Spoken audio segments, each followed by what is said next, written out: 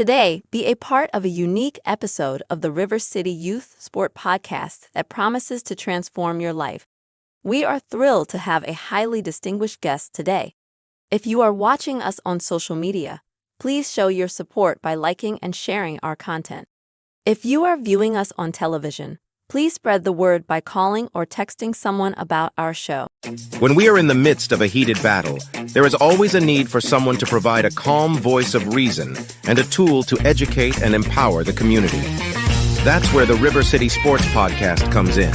Not only does it showcase the achievements of athletes, but it also serves as a valuable resource for addressing the pressing issues affecting our community. This year, our podcast is especially important as we dive into the complex political landscape of our vibrant southern city. Welcome to the River City Sports Podcast. I am so excited to have two outstanding special guests with us today. We have Dr. Kenya and we have Mayor Hopeful Donna Deegan. Yes. And when I tell you I am excited, for one, my mom is a huge fan because they share a similar background in health. And the one thing that we know, the genuine heart that this Mayor Hopeful has, is for the people.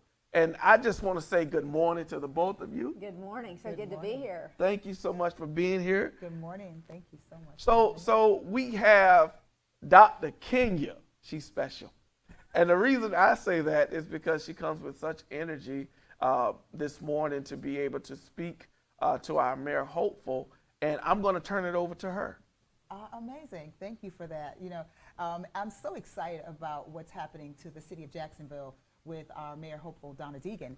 And what I just want to say what God is doing, because you know I'm a believer. I mean, it is what it is. That's right? And what's happening to the city of Jacksonville is absolutely huge. And of course, being who you are to the community, and having our Mayor Hopeful with us for the city of Jacksonville, there's some questions that that we want to ask. And one of the questions for you, Donna Deegan, is what are your plans to improve education and support our public schools? Well, I think education is critically important. In fact, I think it's important up and down city government. There's so much of my platform that includes educational components. But in terms of public education, I'm a huge advocate. I don't think public schools get enough money. I think we're 47th in the country for spending on public schools in the state of Florida, but there's nothing I can do about that as mayor. What I can do is I can lift the voices of public education, and I can make sure that we're focused on one very critical component, and that is literacy. We have a 47% literacy rate in Jacksonville. Some of our schools as low as 19%. Wow. And if you take a look and you sort of run that out down the road, 70% of our young people that are in jails are illiterate.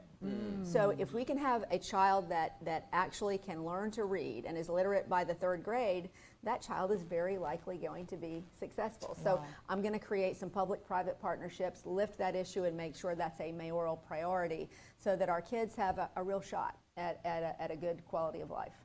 Oh, wow. I love it. I mean, I think even when my mind just went about the possibility of speaking with you, my whole points was, what are your plans for the after-school programs, for the community, the parks, and things of that nature? Because outside of academics with our young people, there's really nothing to do anymore in the community. Well, you talked about change, and one of the things that I really want to be in this city is a change agent, because we have had the wrong priorities, and I think that you hit on a couple of things that are vitally important. We have the Kids Hope Alliance, which does provide after-school programs. We absolutely need to make sure that is serving more children. It's critical for parents, it's critical for kids. We have to build some accountability into all those programs that we have right now. I think that's another thing that we have missing from our city government, is you've got to be able to go in and say, okay, is this program working? If we've given a grant to X organization or Y organization, let's put some accountability metrics in there and say, is that actually moving the dial for our kids? We don't have that right now, and so I think accountability is really key. In terms of our parks, my goodness, we have let so many of our parks fall into disrepair simply because it has not been a priority. So there is money in the CIP for parks, and we need to make sure that we are bringing down more federal and state dollars to create more of an opportunity to create more parkland, but then also to take those parks and activate them. Make sure there are things for kids to do in those parks. Make sure those parks are cleaned up. Make sure we have more community programs around those parks.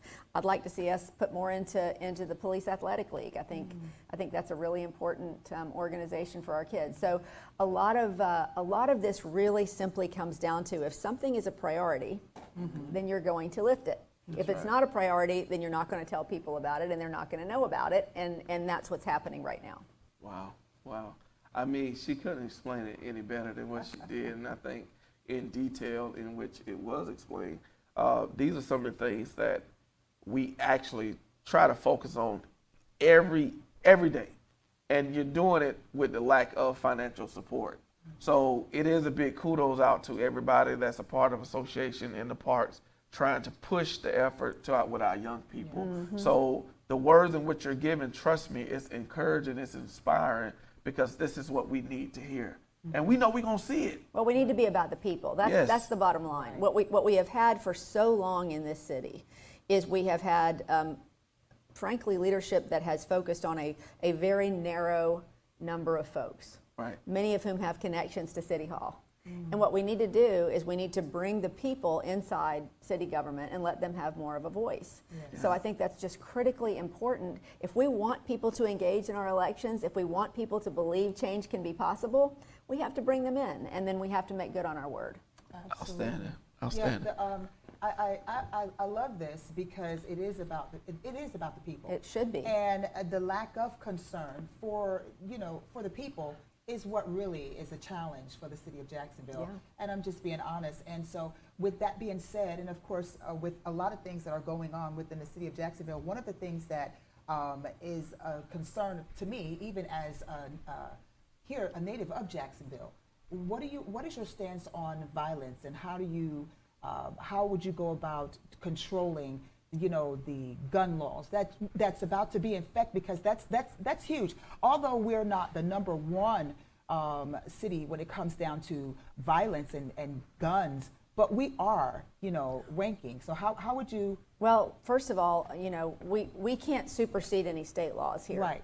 But what we can do is focus very heavily on what we can do locally. Right now, people are somewhat surprised to learn that we have a murder rate that is 4 times per capita that of New York City. Wow. So we have a very big problem with violent crime here in Jacksonville. And so what you can't do is say, okay, we're just going to do the same things over and over again that we've done for 20 years and expect a different result. Exactly. So one of the things I will say is I think we need to put more police officers on the streets, because for the number of citizens we have, we don't have enough police officers on our streets. We can't stop there, though. What we have to do is we have to bring in programs like literacy to make sure that we're getting kids before they get into trouble. We need to invest in those park systems and in those community programs so kids have things to do. We have to invest in infrastructure so there's lighted neighborhoods, sidewalks, streets that are usable. We need to create community pride in our neighborhoods. All of those things are critically important. So I guess my point is, it's good to have more police officers. We also need to get underneath what those underlying causes of crime are, and that's going to be a main focus for me when I'm mayor. Absolutely. Oh, wow. That's amazing. Wow. Love that, definitely. Now, I want to ask another question if I could. Sure. Because that's why I'm here, to answer your question. I've been, looking at everything that's going on in Jacksonville, and, just really hopeful that that change really comes to the city of Jacksonville. It's imperative, and that's how we're going to move forward in having the ability to be accountable when we see change happening. And as Mayor Hopeful, we know that we're expecting change to come. That's the thing. We're expecting change to come. It's the only reason I'm here. Absolutely. So what is your your plan to improve the city's infrastructure, which includes the roads and transportation. Yeah, so what we've seen since the time of consolidation, which was 55 years ago, is when we consolidated the city, we made a lot of promises to our neighborhoods. Yes. For lights, sidewalks, street lights, septic tank removal. Yeah. Those promises were largely kept to the south side, to the old south side, but not so much to our north side and northwest side. And so what we need to do is we need to make sure we're being very intentional to create a level playing field there, where everyone has the same opportunity to thrive, and that starts with infrastructure. Yes. So we have seen the last couple of years, the money that we've now put in the budget for septic tank removal has been drawn back for the last couple of years. And we have. So the excuse we hear is that, well, there are some people that don't want the hookups in their neighborhoods. There are some people that don't want to convert. So let's start an educational program. Let people understand we have 22,000 septic tanks that are on the river, seeping into our water, causing health problems for our people, and we need to remove those. And in total, I think there are almost 60,000. And we shouldn't be putting in new septic tanks, which is what we're doing out in areas of town that don't have infrastructure. So my goal is to create, first of all, let's invest the dollars that we have in our neglected neighborhoods to make sure that if somebody has a small business, for instance, that they're not sitting there in their small business in the dark, underwater on a street that nobody can get to, right? These are really, really important things. So infrastructure is big, and we do need to improve transportation. Absolutely. We need to improve our bus routes so that it doesn't take people 3 and 4 hours to get back and forth to work. I think there is a long-term plan there, but we need something in the gap. Right, of course, absolutely. We definitely need something in the gap. Rickie, my list goes on for her because I know that because of everything that's going on in the city of Jacksonville, who is in office has to be met with these challenges. Correct. And that's why she's here, she says. And so I do have another question for you, if you don't mind. Of course. Because as you know, we're driving around, we see a lot of homelessness, lots of homelessness here in the city of Jacksonville. What's your plan to address that, and how would you do that? Do you know? Again, it has to be a priority, and I think that has a lot to do with people feeling safe as well. Right. But those very vulnerable people, what they need more than anything else immediately is crisis housing. So we're seeing some of that being developed in the new Sulzbacher Center. I think there are 80 new crisis housing beds. There are a number of wonderful community organizations that are also creating that, because before you can get people help for economic scenarios or for mental health issues or for those sorts of things that sometimes lead people to be in a situation of homelessness,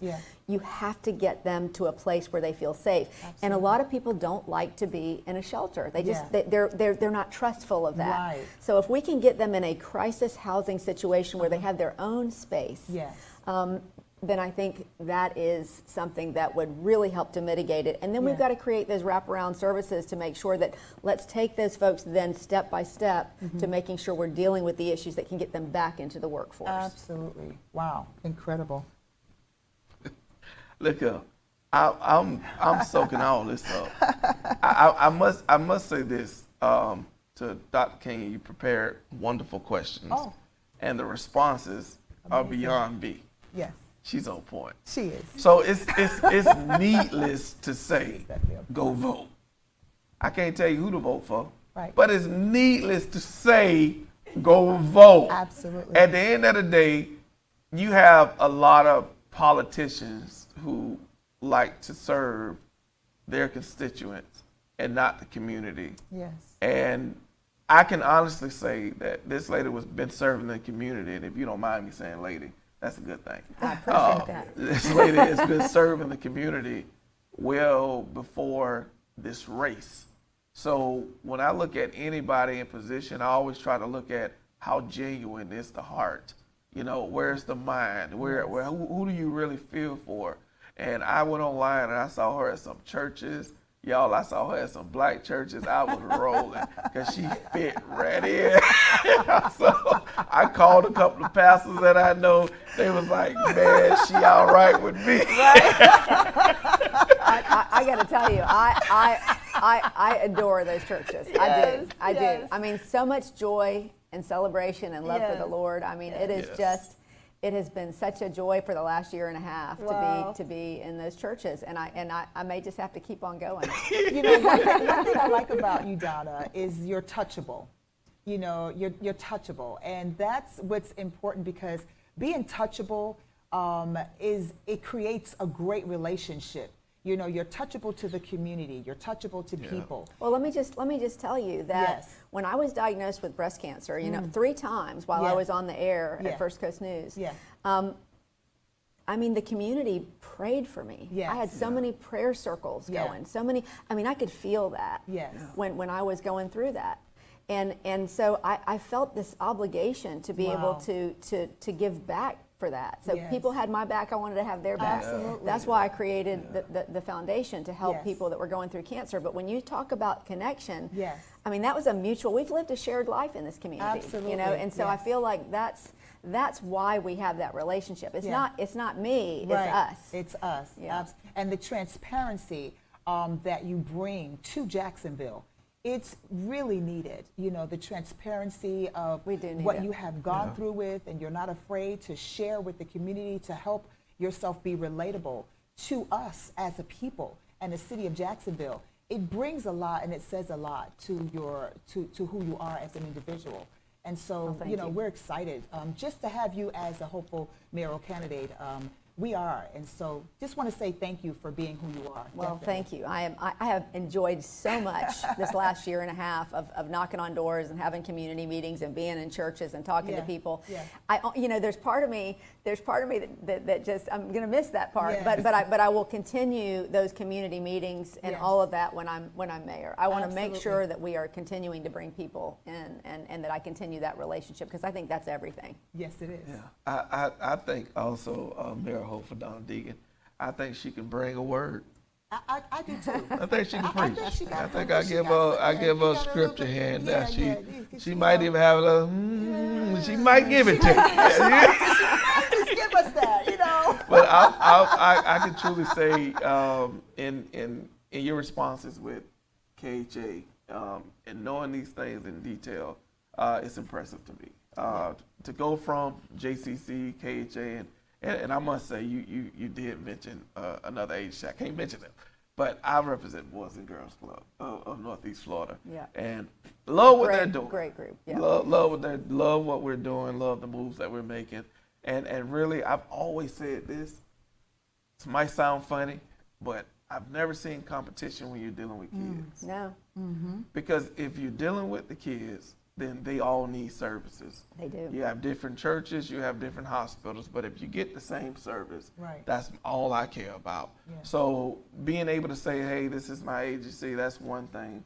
But to be able to say that and to be sitting next to a Mayor Hopeful and knowing the need, you know, that we need that assistance, we need that extra push of being accountable. Yeah. We That's really the do. key thing, We really being do. accountable. Absolutely, yes. It's one thing to say you're servicing kids. It's another thing to say, how are you servicing kids? Right, that's right. You know, with documents behind it, not Right. just a stand up, look at what we did. Right. No. Well, if you Right. can't measure it, it Exactly. doesn't exist, Well, right? it's I mean, that's measurables. You're right. absolutely right. Measurables means everything. As Absolutely. we know, data is everything, but Yes. measurables is more than that, because course. now I can see the growth Right. and what you're doing and how financially, how this is helping you. And if you're doing a great job, let's give you a little bit more. Yeah. You know, and It can't be about performance. Right. I mean, in terms of being performative, it has to be about results. That's it. And it's That's all it. about our kids. I mean, That's that's it. what all of That's this is right. about. That's it. All of this is That's about it. our kids. Because That's if we can get our kids early and make That's sure that they right. are successful, Absolutely. then our problems are.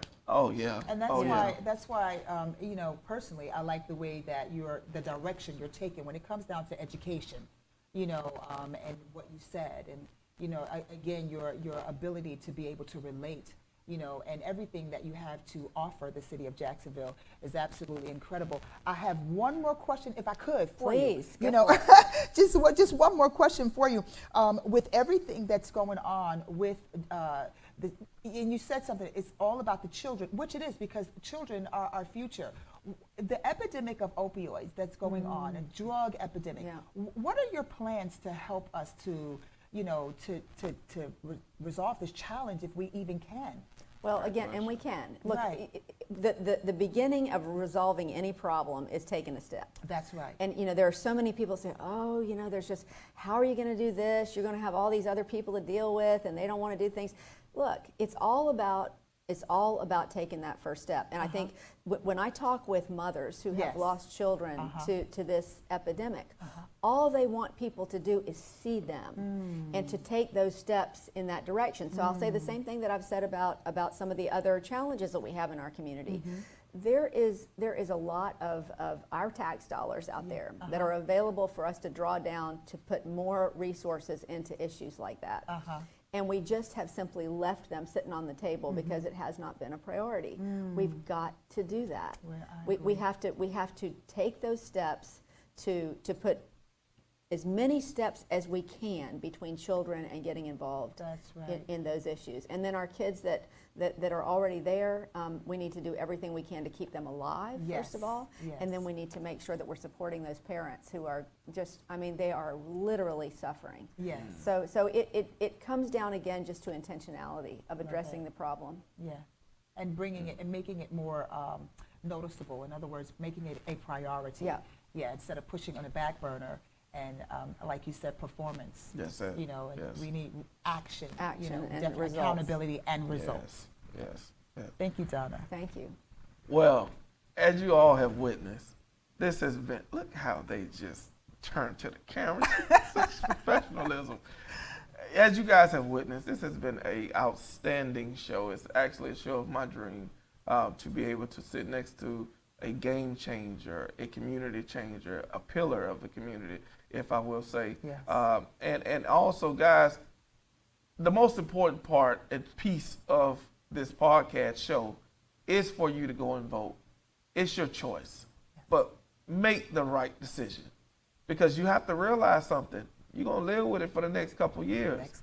And if we can make the right decision and push the right person in position, oh my God, what more do you want to hear? What a change. What a change. Let's go for the change. Yes. At the end of the day, that's what we're looking for, the change. Yes. And like I said, I told her earlier off camera, I'm not going to let the fact that I'm a fan of what she do, get in between the interviewing.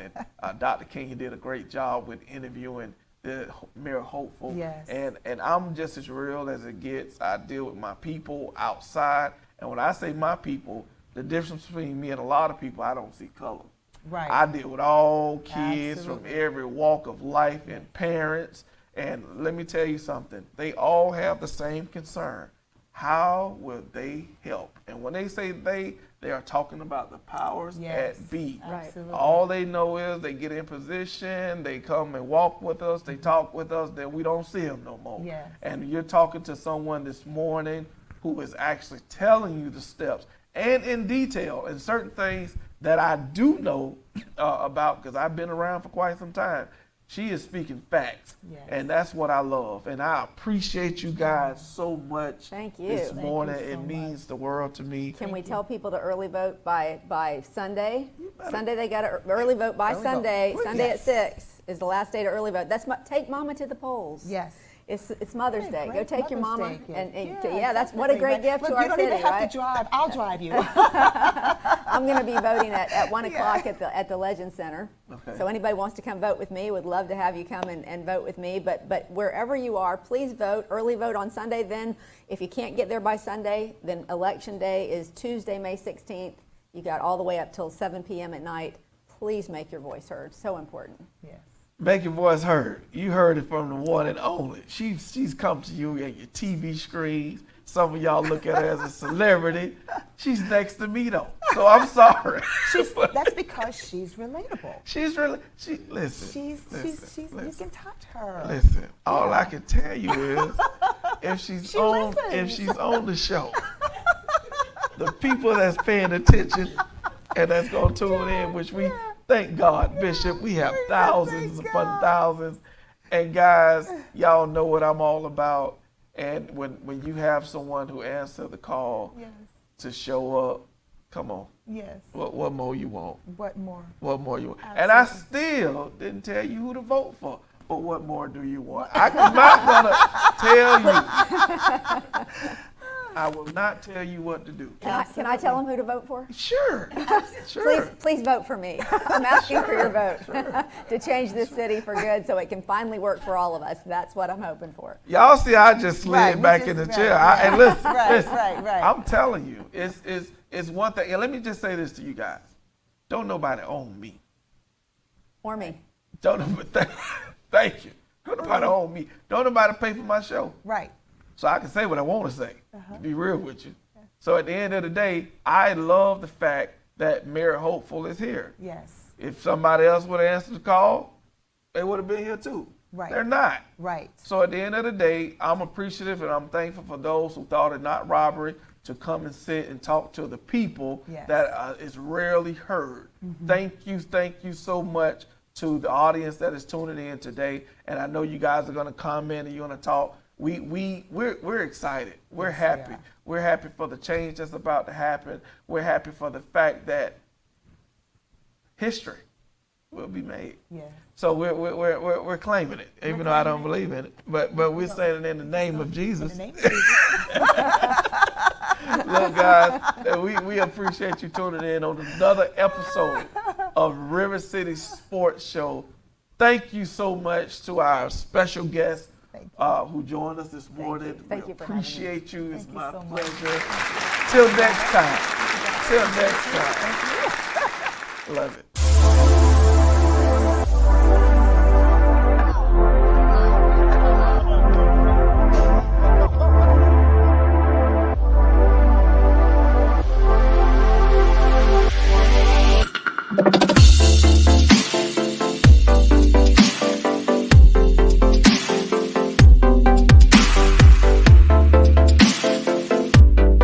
The Jacksonville branch of NAACP, along with the African American Ministers Leadership Council and the help of volunteers and partners, are working together to ensure that Black and brown voters are engaged and encouraged to vote in the upcoming local election cycle. Early voting will take place from May 1st to May 14th, and Election Day is on May 16th. If you need help finding where to go to vote, you can visit DuvalElections.com or call 904-255. Vote 904-255-8683. Your vote is crucial for this election cycle. We urge you to turn out and participate in the decisions and direction the city must take. Remember that your vote counts. So let's all vote and make our voices heard. Early voting runs from May 1st to May 14th, and Election Day is May 16th. Remember, vote like our lives depend on it. If you want to be somebody, if you want to go somewhere, wake up. God, I'm not much of a singer, but I love that song because the truth of the matter is all of us at a point where we're trying to be somebody and go somewhere. Listen, I want to help you. I have a new coaching class as I'm training life coaches that it's getting ready to start. Listen, in just a little while, my new session of training life coaches. You said, well, I'm already a life coach. Guess what? I've heard that spiel 1,000,001 times. But listen to me. You're a coach that's not making any money doing coaching. You're a coach that's still in the same place. You went to some training program, you spent a bunch of money, but you still don't know what you're doing. But what I can guarantee you that if you will spend 12 weeks with me, I'll transform your coaching business. You'll go from not making money to making money. You'll be confident. You'll know what you're doing. You did that weekend training. You did that program online. You spent that money. You are clueless about how to operate. Not only are you going to become a coach, when you finish with our program, I'm going to make you a coach trainer. You're going to effectively know how to make others coaches and monetize that and make 6 figures training other people to become coaches.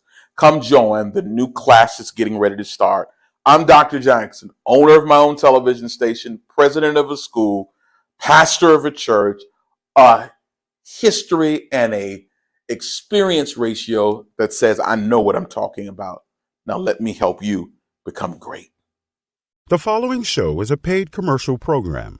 The views and opinions expressed within do not necessarily reflect the opinions of the staff and management of the